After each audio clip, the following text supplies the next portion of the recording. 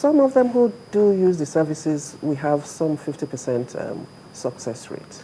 Because I think it's quite important. You just raised two important points here. Yes. Some don't know about the CPC, while others don't get to use it. I'll just key this in before my question, because we got this from Zoirat, and she says, I can confirm that CPC addressed my complaint from a seller at a plaza in Abuja and retrieved my money at no cost in 2008. That's just a Nigerian who understands the effect of the CPC. But moving forward, talking about awareness and how people can get help, do you have helplines? Because we'll come back to the issues of phones, because a lot of people will tell you that no one has actually been standing up for them concerning phone issues. That is why, well, the operators have actually gone ahead to not to even improve beyond what we've seen over time. We do have phone lines. I could read that out if this is an opportunity, or you give me an opportunity sometime to read the phones out. No, before we go, we'll do that. But don't you think we should find a means of putting it on a pack almost of every product or commodity you buy, just the same way we put the expiry date on some of this, or the way they have the NAFDAC number, we can put a hotline there of your council? Great idea, which will take up. But you know, we just can't intrude into all these products and services. We need to have an arrangement, an agreement.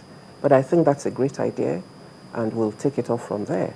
But for now, we try as much as possible within us, the platforms that we have, to let the people know how they can reach us.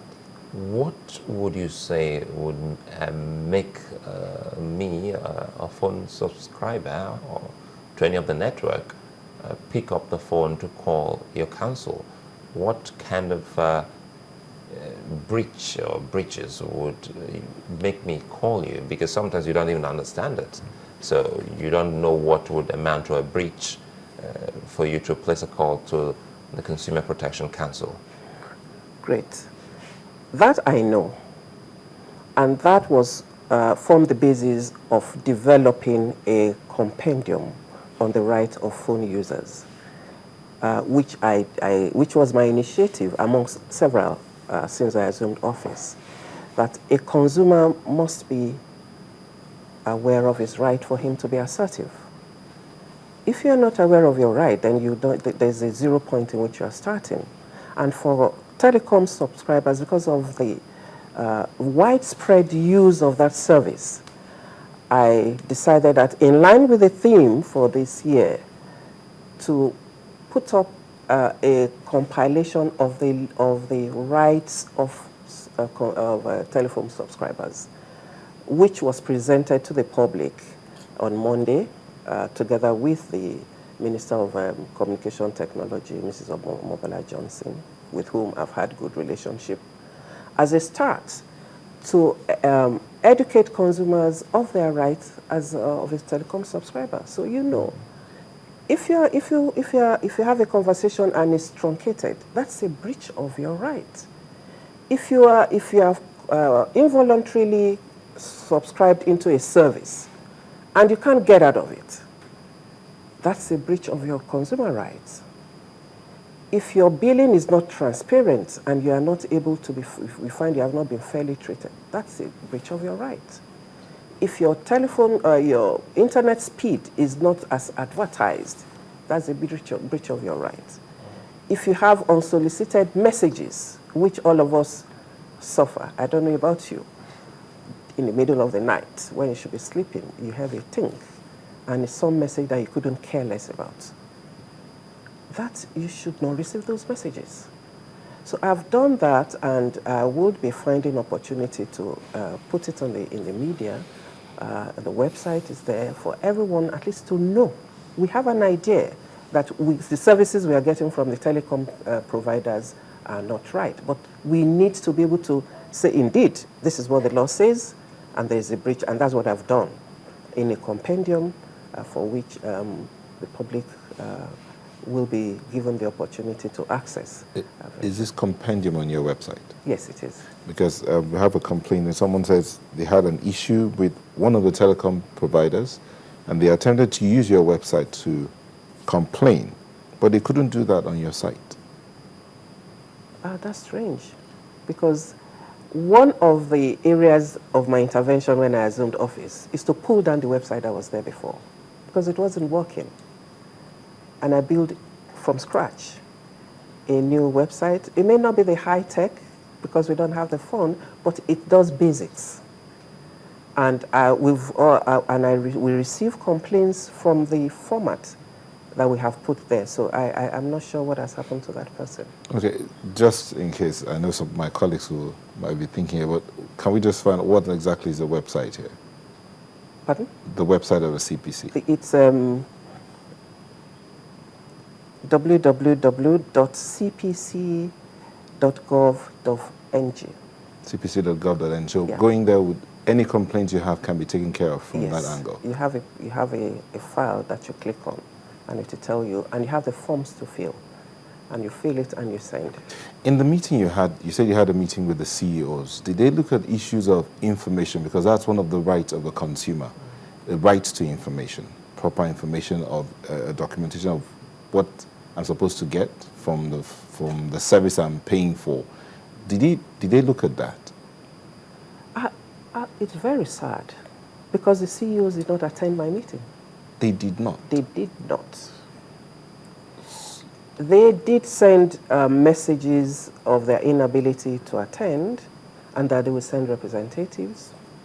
I moved that meeting twice, because I kept saying in my letters, I want to meet with the CEOs. Mr. Atoke, this is not new. I think this is what I thought we should, as a country, take up. Yeah. I have never seen the CEOs of any of those telecoms companies meet with anyone whatsoever. It's all about representatives or some lawyers. Is it that the subscribers are of no importance to them? That is one thing. If the CPC can't actually have a dialogue with them concerning the rights of subscribers on their behalf, who can? That's the surprising thing, because I thought that there were responsible organizations enough to know that the CPC is the protector of the consumers, and that if we request for a meeting, which I stated clearly, and for what, is to discuss the issues of the challenges that consumers face. I was sent some representatives, some managers from who can take policy decisions, and I told them, I need you CEOs to sit with me, because we are going to discuss issues of policy, and your staffs can't do that. So that happened last week, but I'm taking it off. But I want to tell the public that indeed they should begin to check who are we dealing with, and what are the responsibilities of people who take our money for services that have not been rendered. Because you're a lawyer. Absolutely. By profession. So in cases like this, what, it just happened last week. Well, we'll still also give them the benefit of doubt to also hear from them to know why they didn't honor that, or why they thought it wasn't important for the consumers' rights to be looked into. What can we do in a case where people complain through you and you get this kind of attitude in response? Two things.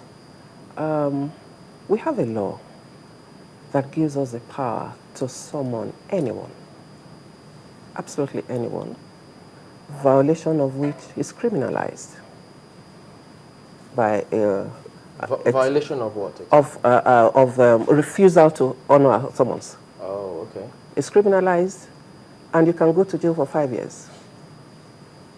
Do you plan to activate that law? As it becomes necessary.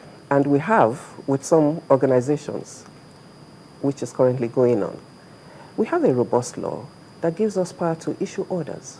And disobedience of that orders also attracts imprisonment. Because, pardon me to button, part of what might make a lot of consumers take CPC seriously is the ability to put their foot down, irrespective of whose ox is going. Absolutely. Because if the CEOs don't take the consumers seriously in this country, which perhaps may have been demonstrated, perhaps, but not honoring this invitation, and perhaps mindful of the law,